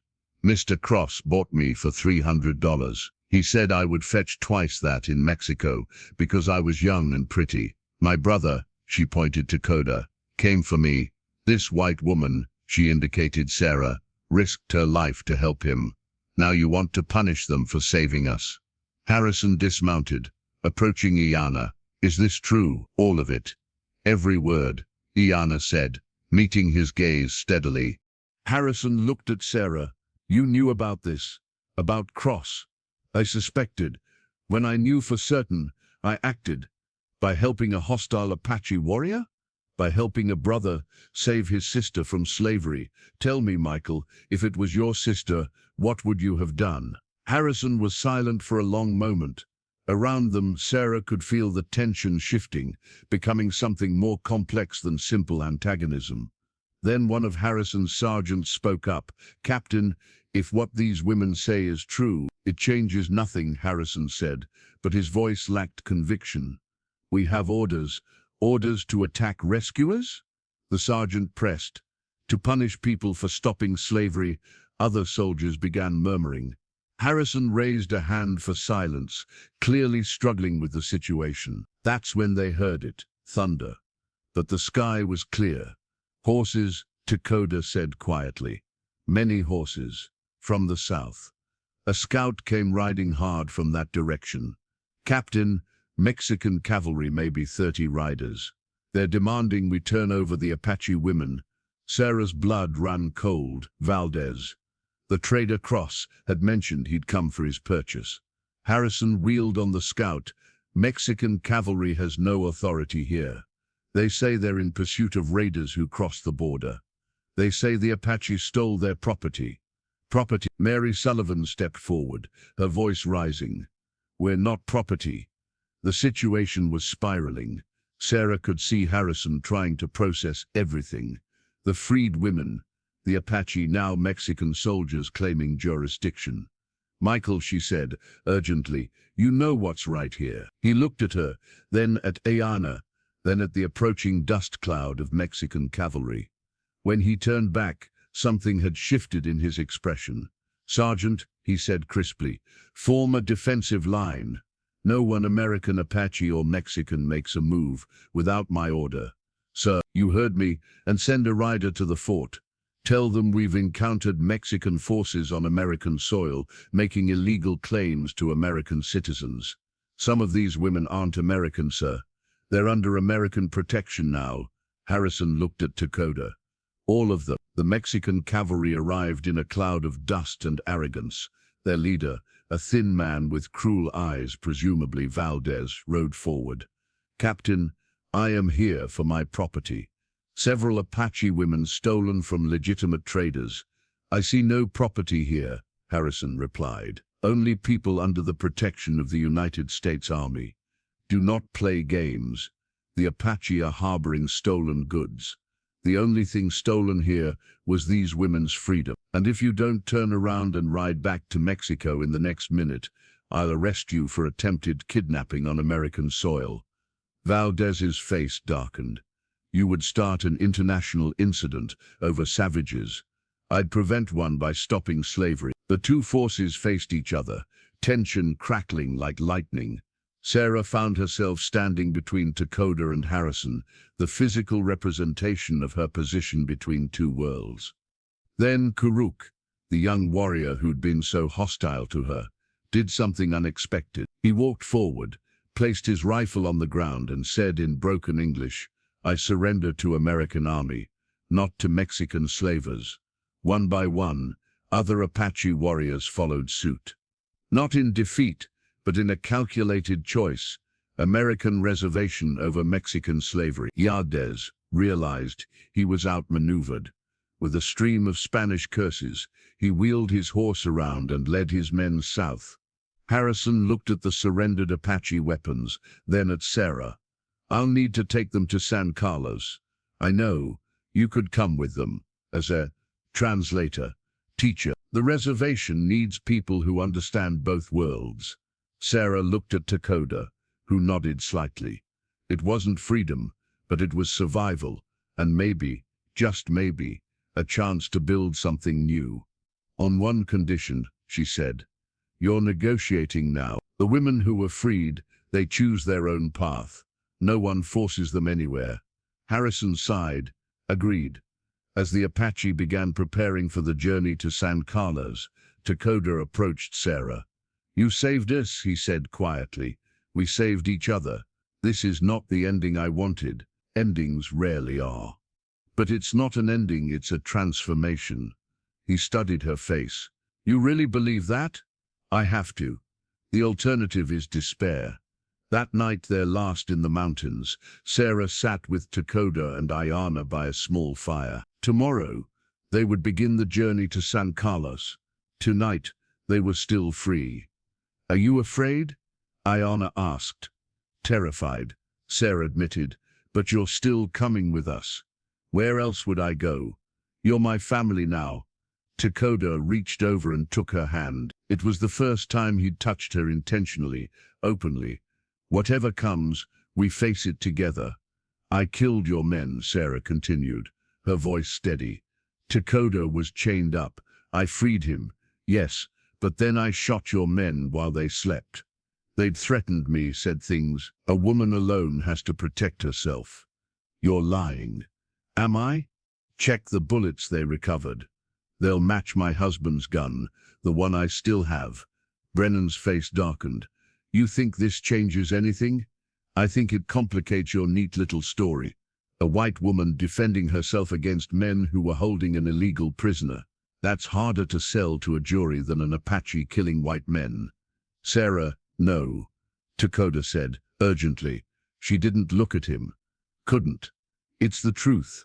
Tiffany had emerged from his office, drawn by the commotion. What's going on here? Brennan explained. Then Sarah gave her version. Tiffany looked between them, clearly annoyed at having his evening disrupted. Take them both, he finally said. Let the court sort it out. No. Iana rushed forward, having heard the commotion. You can't take them. One of the policemen moved to restrain her, and she fought back. In the struggle, she fell, her head striking a rock. She went still. Iana, Takoda broke free, rushing to his sister. Blood pooled beneath her head. Sarah dropped beside them, checking for a pulse. It was there but weak. She needs a doctor, a real doctor. The agency doctor, Tiffany began. Is drunk, Sarah shouted. She'll die without proper care. That's not my concern. Something snapped in Sarah. All the rage, frustration and despair of the past months erupted. She stood, walked directly to Tiffany, and slapped him hard across the face. The sound echoed in the sudden silence. You're right, she said coldly. Nothing here is your concern.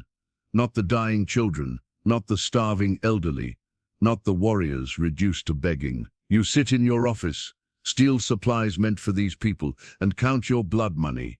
Tiffany's face was purple with rage. Arrest her. Assault on a federal agent. But something unexpected happened. The Apache policemen didn't move. Neither did the growing crowd of Apache who'd gathered. They stood perfectly still, watching. I said arrest her, Tiffany screamed. One of the policemen, an older man named Santos, slowly removed his agency badge and dropped it in the dust. No, the other policeman did the same. Brennan pulled his gun, pointing it at Sarah. I'll do it myself then. A rifle shot cracked through the air. Brennan's gun flew from his hand. Everyone turned to see Captain Harrison riding in with a squad of cavalry, his smoking rifle still raised.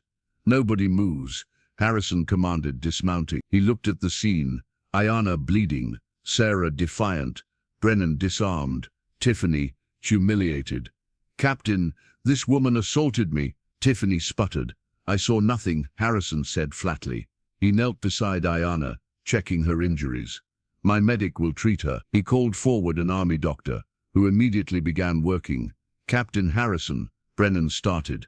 I have a legal warrant, which I'll review. After we deal with the injured child. Harrison's tone brooked no argument. Miss Tiffany, I'll also be conducting a full review of agency operations here. There have been complaints. You have no authority. I have orders from General Crook himself. It seems someone wrote to Washington about the conditions here. Several someones actually. Harrison glanced at Sarah, including a very detailed letter from a Mrs. Sarah McKenna. Sarah hadn't known her letters had reached anyone who cared. She'd written dozens to newspapers, politicians, anyone who might listen. The army doctor looked up. The girl needs surgery. We need to get her to the Fort Hospital immediately. Take her, Harrison ordered. Mrs. McKenna and her family will accompany her. You can't remove them from the reservation without, Tiffany began. I can and I will. Unless you'd prefer I include in my report how an agency employee caused a child's injury. As they prepared to leave for the fort, Takoda pulled Sarah aside. What you did, claiming you killed those men, was the truth, partially. I gave you the gun. That makes me responsible. That's not how it works. That's exactly how it works. She touched his face gently. We protect each other. That's what family does. The ride to Fort Apache took 3 hours, the longest 3 hours of Sarah's life. Iana drifted in and out of consciousness, mumbling in Apache and English. Takoda held her hand, singing softly, warrior songs, childhood lullabies, anything to keep her anchored to life. At the fort, the surgeon, a competent man named Doc Brennan, no relation to Walt, immediately took Ayana into surgery. The head injury was serious, bleeding in the brain that required delicate work. Sarah, Takoda, and surprisingly, Harrison waited outside. "Why?" Sarah finally asked Harrison. "Why help us now?" "Because I've been at San Carlos for inspections. I've seen what it's doing to them." "To you," he paused. "And because I received orders to investigate Brennan's activities. Seems the Mexican government filed a complaint about American citizens selling Apache women across the border. Your friend Cross kept very detailed records. So Brennan is going to prison for a very long time. If he's lucky." Sarah felt a weight lift from her shoulders, but it was quickly replaced by fear for Ayana. The surgery took 4 hours. 4 hours of pacing, of Takoda's quiet prayers, of Sarah holding his hand and willing the girl to survive.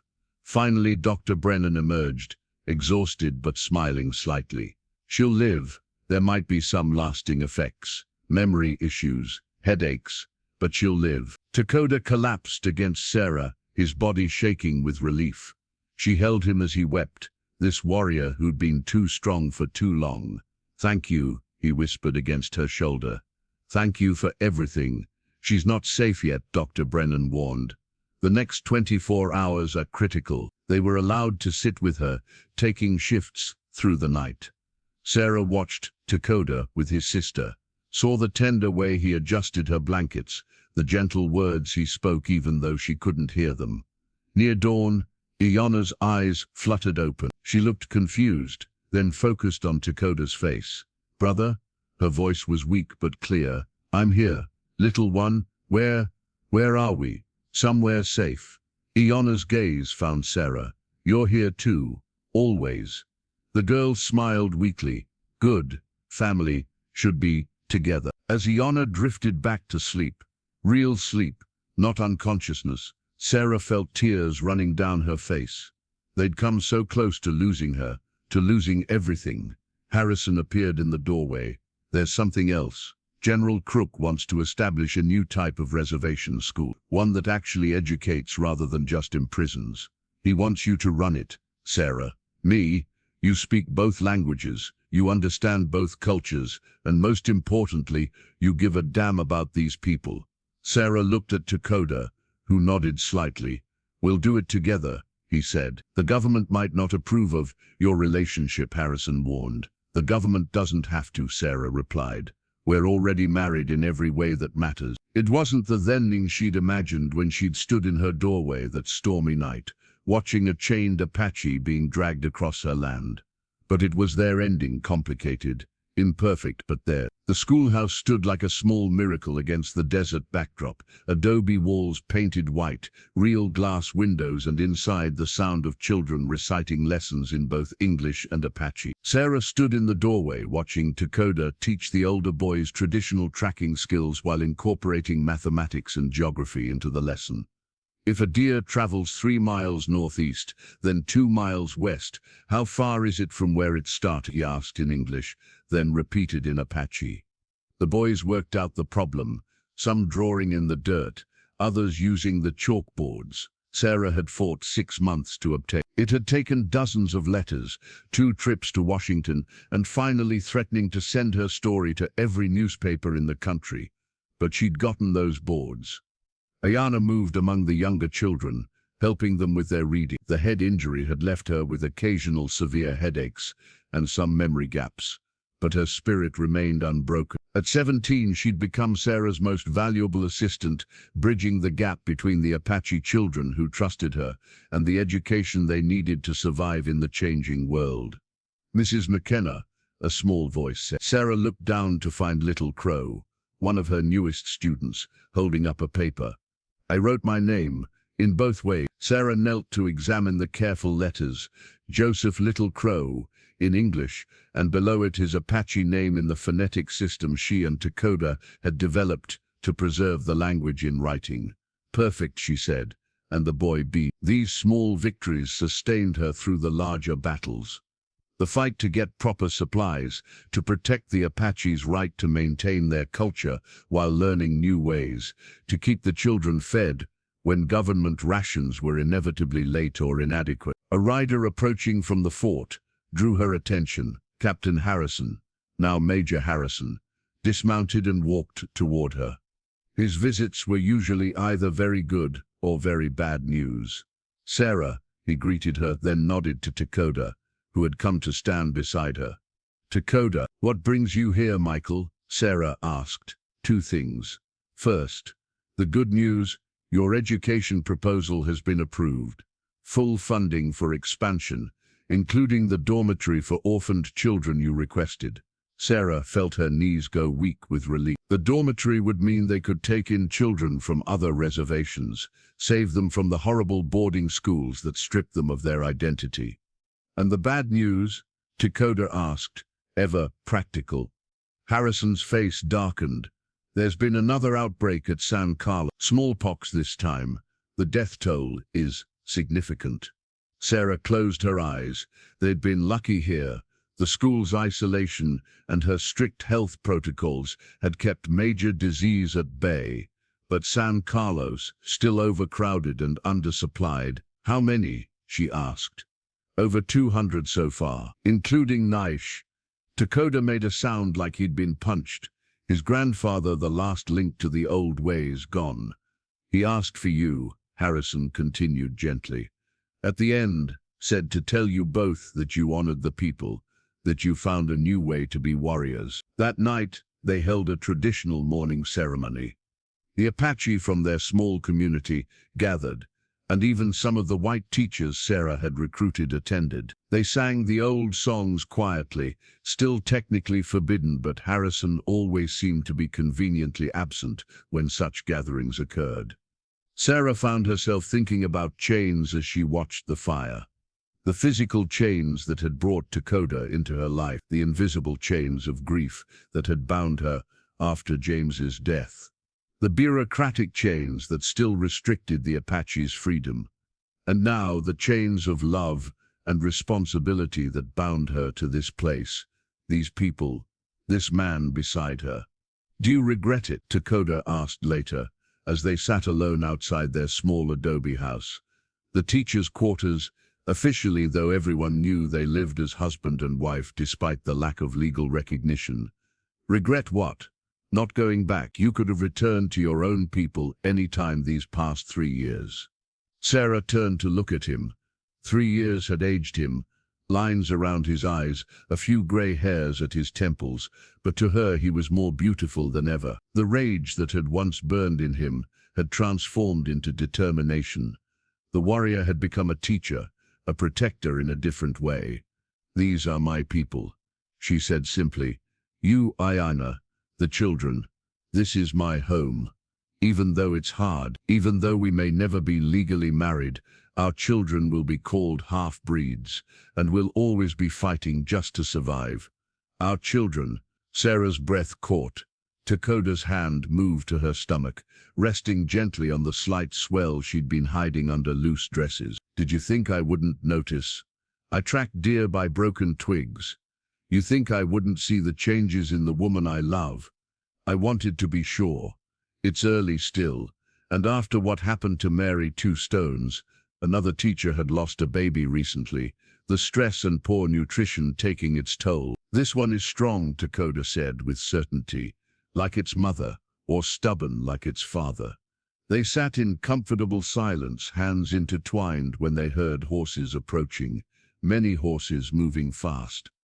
Takoda was on his feet immediately, rifle in hand. Sarah grabbed the pistol, James's pistol, which she still carried. But it wasn't an attack. It was an exodus. 20 or more Apache, mostly women and children, but a few elderly men, stumbling with exhaustion. Sarah recognized some from San Carlos, survivors of the smallpox outbreak. An old woman Sarah knew as Grandmother Sage approached. "We here, school here, safe place for children. Of course," Sarah said immediately. "Of course you can stay." "Sarah," Takoda said quietly, "we don't have supplies for this many." "Then we'll get them." "How?" Sarah's mind was already working. "The church groups who send donations. The newspaper contacts I've made. We'll make it work." They spent the night settling the refugees. The children were fed first. Sarah and Ayana gave up their own portions to ensure everyone got something. Temporary shelters were erected. The sick were isolated and treated. As dawn broke, Sarah stood looking at their expanded community. The school meant for 30 now held nearly 60. It would be impossible. It would be chaos. It would be magnificent. "You can't save everyone," Harrison had told her once. Maybe not, but she could try. 6 months later, the labor pains started at dawn, which seemed appropriate. Everything important in Sarah's life now seemed to happen at dawn or dusk, those in-between times when the world transformed. Ayana served as midwife, having learned from the elderly Apache women. Takoda was banished outside. Tradition demanded it, though Sarah could hear him pacing, wearing a track in the dirt. The pain was different from what she'd expected. Not worse, just different. Like her body was being rebuilt from the inside, transformed into something new. Between contractions, she found herself thinking about transformation, about all the ways she'd been remade since that night.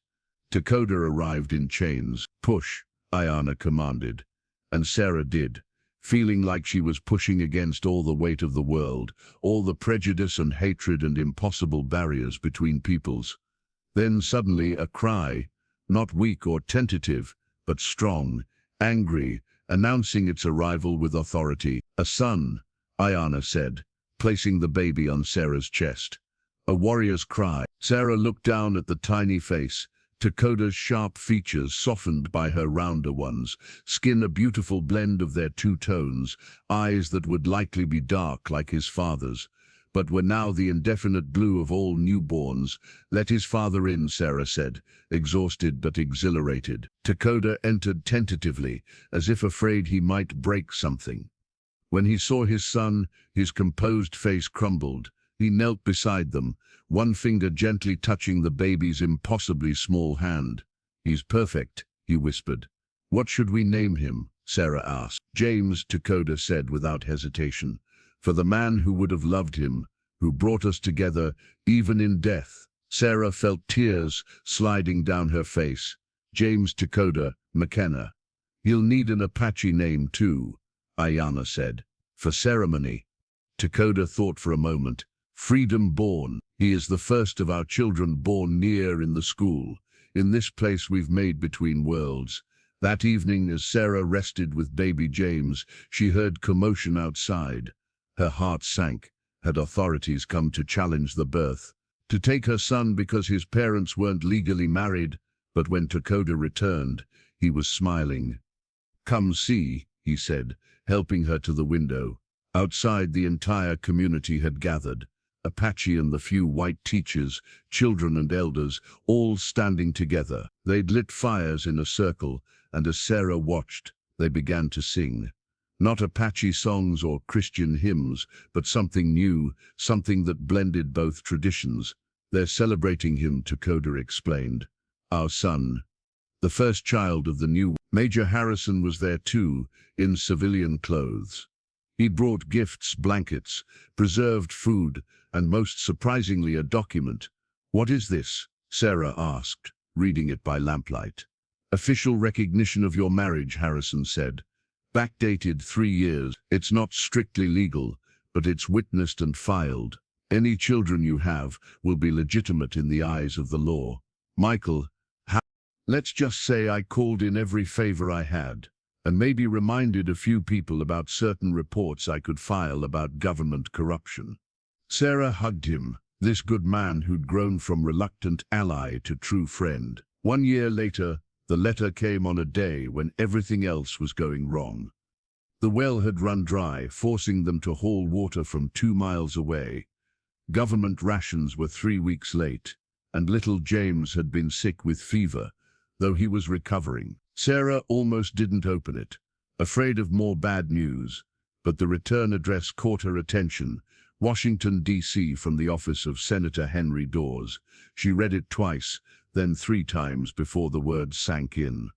"What is it?" Takoda asked, concerned by her expression. "They want me to testify before Congress about the reservation system, about our school, about everything.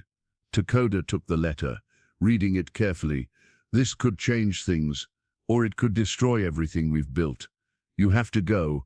I can't leave. You can and you will. His voice was firm. This is what we've been working toward. A chance to speak truth to power. 2 months later, Sarah stood before a congressional committee in Washington, feeling very small in her simple dress among all the powerful men. But then she thought of her son, of Ayana, of all the children whose futures depended on her words. She spoke for 2 hours. She told them about the chains, visible and invisible, about Takoda saving his sister from slavery, about children dying from preventable diseases, about warriors reduced to begging. But she also told them about hope, about the school where Apache children learned Shakespeare and traditional songs, mathematics and tracking, where they kept their names and their dignity. Gentlemen, she concluded, you call them savages, but I've seen more savagery in the so-called civilized world than I ever saw among the Apache. They are not asking for charity, they're asking for justice, for the right to exist as they are, while adapting to what they must become. That's not radical, that's human. The room was silent when she finished. Then Senator Dawes asked, Mrs. McKenna, what would you have us do? Honor your treaties, fund education that preserves their culture while preparing them for the future. Stop treating them as problems to be solved, and start seeing them as people to be respected. And if we don't, Sarah thought of Takoda's words years ago, then you'll have the blood of an entire people on your hands, and history will judge you for it. She returned to Arizona uncertain if her words had made any difference. But 3 months later, funding for culturally integrated education programs was approved. It wasn't enough. It was never enough. But it was a start. 5 years later, the graduation ceremony was held outside, under the vast Arizona sky. 23 Apache students, the first full class to complete the 8-year program Sarah and Takoda had developed. They stood proud in their graduation clothes.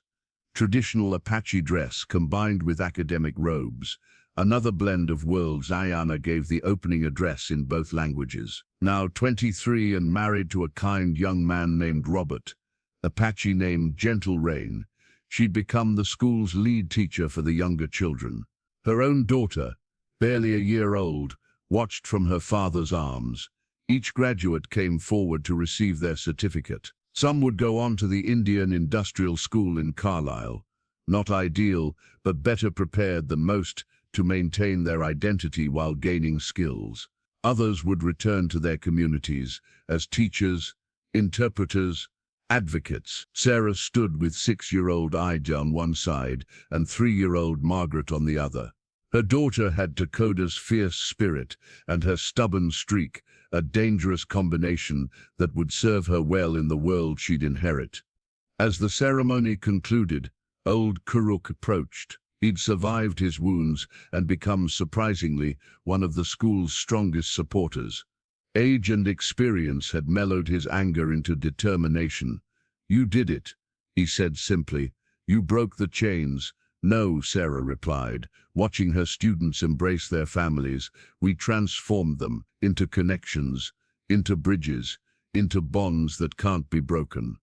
That night, as they lay in bed, Takoda asked, do you ever wonder what would have happened if I hadn't come to your ranch that night?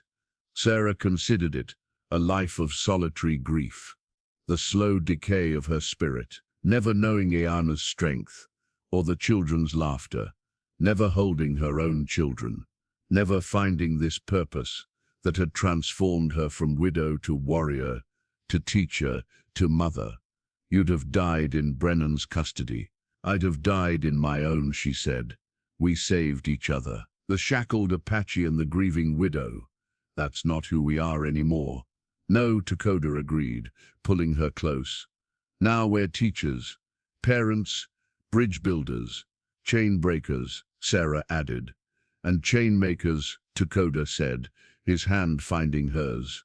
The good kind, the kind that bind communities together, that connect past and future, that link different worlds. 10 years later, Sarah stood at James's grave. Her first James, not her son, who was now 16 and as tall as his father. She'd made the journey back to the ranch, now sold to a family who'd invited her to visit whenever she wished. "I thought I'd find you here," a voice said behind her. She turned to find Takoda, grey now threading liberally through his hair. He'd come with her on this anniversary visit, leaving Ayana and her husband in charge of the school. "I was telling him about us," Sarah said, "about everything that's happened. What do you think he would say?" Sarah smiled, remembering her late husband's idealism, his belief in justice and doing what was right. "I think he'd be proud.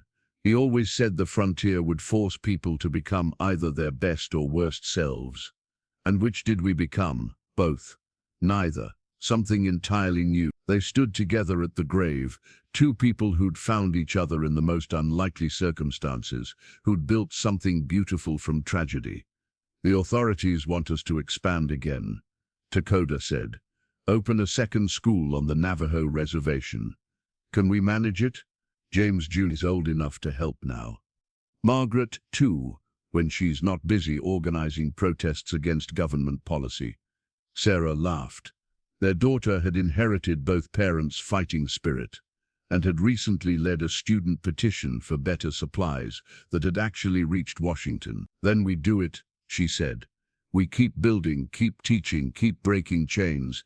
As they walked back to their wagon, Sarah looked back once at the grave, at the ranch where her old life had ended and her new one had begun. The shackled Apache had indeed shouted that night, not the words Brennan had claimed, but something more true. "My sister, they have my sister," and she hadn't resisted. Not the call to justice, not the pull toward purpose, not the love that had grown between them. She'd thought she was freeing him that night, but he'd freed her too. From grief, from isolation, from a life half-lived. The chains that had brought them together had become the bonds that held them strong. And in a world that said they couldn't exist, a white woman and an Apache man, their mixed children, their blended school, they'd carved out a space where they could thrive. Epilogue. Sarah McKenna died in 1927, at the age of 73, surrounded by children and grandchildren, Apache and white, and many who were both. Takoda had passed 2 years earlier, and she'd spent those final years ensuring their work would continue. The school they'd founded had grown into a network of 5 institutions, educating over 1,000 Native American children in ways that honored both their heritage and their future.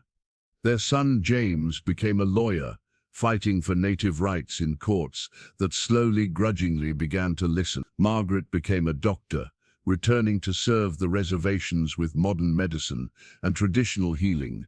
Ayana lived to 90, becoming a repository of stories, ensuring that the history of those who'd lived between worlds would not be forgotten. She would tell anyone who'd listen about the night a white woman freed her brother from chains, setting in motion a love story that transcended everything the world said was possible. The original schoolhouse still stands, now a museum. In the main room, there's a painting. Sarah teaching Apache children while Takoda demonstrates traditional crafts. But if you know where to look, in the corner of the room preserved under glass, you can see something else, iron shackles, broken apart and reformed into a sculpture of linked hands. Below it, a plaque reads, "The chains that bind us can become the bonds that free us." In memory of Sarah McKenna and Takoda, who broke the chains of hatred and forged bonds of love. They showed us that between two worlds lies not emptiness, but infinite possibility. On quiet nights, visitors to museums swear they can hear children laughing, lessons being taught in 2 languages, and somewhere in the distance, the sound of chains breaking, one link at a time. The shackled Apache had shouted many things in his captivity, but his most important words were whispered, "My sister, they have my sister." And a widow hadn't resisted the call to justice, to purpose, to love. Together, they'd proven that the strongest chains are those we choose to forge ourselves, the ones that connect us to each other, to our communities, to our shared humanity. Their story was never really about chains at all. It was about choice. The choice to see humanity in the other. The choice to risk everything for justice. The choice to love when the world says you shouldn't. The choice to build bridges where others see only walls. And in the end, that's what broke the chains. Not force, not violence, but the simple, radical act of choosing to see each other as family, as human, as worthy of love. The title someone might give their story, the shackled Apache shouted, "You'll sleep in my chains tonight," and she didn't resist, was never about domination or submission. It was about transformation, about how the chains that seem to imprison us can become the very things that set us free if we have the courage to transform them through love. Sarah McKenna had thought she was saving Takoda that night in the barn, but in truth, they'd saved each other, and in doing so, they'd saved countless others' children who grew up proud of both sides of their heritage. Warriors who learned to fight with words and laws instead of weapons, women who found their voices in a world that tried to silence them. The chains were broken, but more importantly, they were reforged into something beautiful, something lasting, something that linked past and future, Apache and white, loss and hope, into an unbreakable bond. And that bond endures in every child who learns in 2 languages, in every couple who loves across boundaries, in every person who chooses to break chains rather than forge them. The shackled Apache and the grieving widow had become something neither could have imagined that stormy night when fate brought them together. They'd become proof that love is stronger than hate, that hope is stronger than despair, and that sometimes the very things meant to bind us can become the tools of our liberation.